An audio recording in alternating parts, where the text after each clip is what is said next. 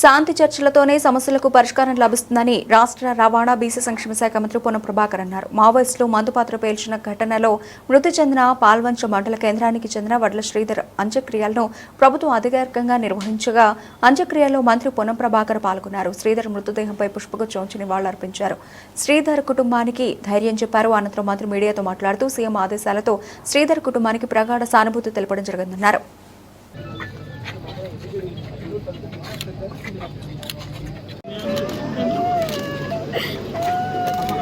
తనకి న్యాయం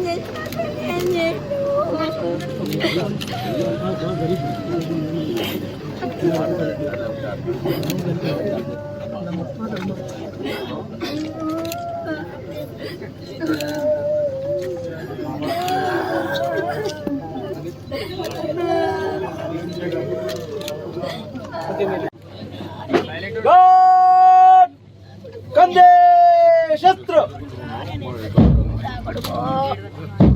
ఏడోద్దమ్మా చూసి गॉड सलामी शस्त्र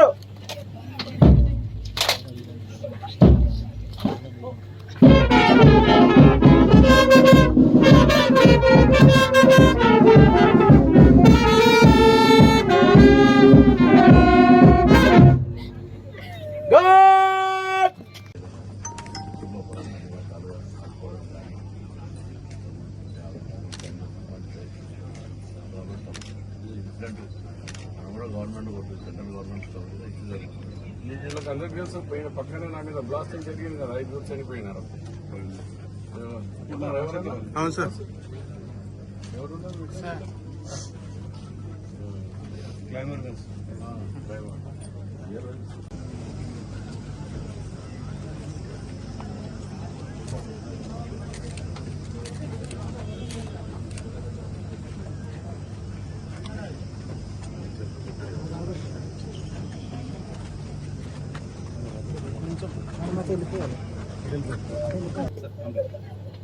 సంబంధించిన కానిస్టేబుల్ విధి నిర్వహణలో భాగంగా నిన్న ములుగు జిల్లాకు సంబంధించినటువంటి ఆ పోరాటం లోపల చనిపోవడం జరిగింది. ఆయన ఆత్మకు శాంతి చేకూరాలని ప్రభుత్వం తరఫున నివాళులు అర్పించడానికి ఇక్కడికి రావడం జరిగింది. అతని కుటుంబానికి సంఘీభావం తెలియజేస్తూ వారు ధైర్యంగా ఉండడానికి ప్రభుత్వం పక్షాన అన్ని రకాలుగా అండగా ఉంటాం అనే మాట చెప్పడానికి కొరకు ఇక్కడికి రావడం జరిగింది. 8 మాసాల క్రితమే వివాహమై కూడా విధి నిర్వహణలో క్రమశిక్షణతో పనిచేస్తూ అక్కడ జరుగుతున్నటువంటి అంశం లోపల మరి అక్కడ జరిగినటువంటి ఇన్సిడెంట్లో 3 పోలీసులు చనిపోవడం జరిగింది. అందులో వడ్ల శ్రీధర్ తన ప్రాణాలు కోల్పోవడం జరిగింది. ప్రభుత్వ పరంగా గౌరవ ముఖ్యమంత్రి గారి ఆదేశాల మేరకు మేము, అదేవిధంగా ప్రభుత్వ సలహాదారు షబీర్ అలీ గారు, పార్లమెంట్ సభ్యులు సురేష్ షెట్కార్ గారు, గౌరవ శాసనసభ్యులు మదన్ మోహన్ గారు, అదేవిధంగా జిల్లా కలెక్టర్ గారు, ఎస్పీ గారు అందరూ కూడా ఈరోజు ఆ కుటుంబానికి అండగా ఉంటామని, ఇటువంటి వాటిని సహించేది లేదనేటువంటి మాట చెప్పడం కొరకు రావడం జరిగింది.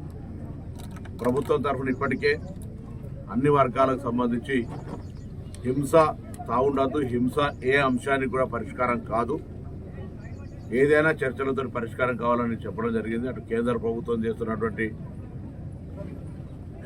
ఈ యొక్క కార్యక్రమం కావచ్చు, ఇటు నక్సలైట్ల పేరు మీద జరుగుతున్నటువంటి అంశం కావచ్చు, ఇవన్నీ కూడా ఉండడానికి వీల్లేదు. అవి సంస్థలు కావచ్చు, అవి ప్రభుత్వాలు కావచ్చు, ఆ వ్యక్తులు కావచ్చు, ఎవరైనా సరే హింసకు పాల్పడితే దానికి బేసిక్గా కాంగ్రెస్ పార్టీ వ్యతిరేకం. అందులో ప్రజాస్వామ్యాన్ని విశ్వసించేటువంటి ప్రభుత్వాలు ఏవైనా కూడా ఇటువంటి విధానానికి అంగీకరించమని చెప్పడం జరిగింది. దీనికి సంబంధించి జరుగుతున్న పరిణామాల్లో నిన్న వాళ్ళు కూడా మేము సీజ్ ఫైర్ చేసి చర్చలు కట్టా ఉన్నారు. సెంట్రల్ గవర్నమెంట్ కఠినంగా ఉంటుంది అనేటువంటి మాట చెప్తా ఉన్నారు. కాబట్టి వాటన్నిటి మధ్యలో ప్రాణ నష్టం జరగకుండా ఉండి శాంతి భద్రతలు కాపాడుతూ ఎవరిని కూడా ఎవరు చంపుకోవడం లేవు, చట్టం ఉంది, లా ఉంది, దాని ప్రకారంగా పోతే బాగుంటుంది అనేటువంటి అభిప్రాయాన్ని గౌరవ ముఖ్యమంత్రి గారి పక్షాన తెలంగాణ ప్రభుత్వం ఇప్పటికే అనేక సందర్భాల్లో కేంద్రాన్ని కోరినాం. దానికి సంబంధించినటువంటి ఒక 2 కేశవరావు గారు, జానారెడ్డి లాంటి వ్యక్తులను కేంద్రంతో మాట్లాడడానికి సంబంధించిన కార్యక్రమం కూడా జరుగుతుంది. అందులో ఈ సంఘటన జరగడం అనేటువంటిది చాలా దురదృష్టకరం. ఆ యువకుడికి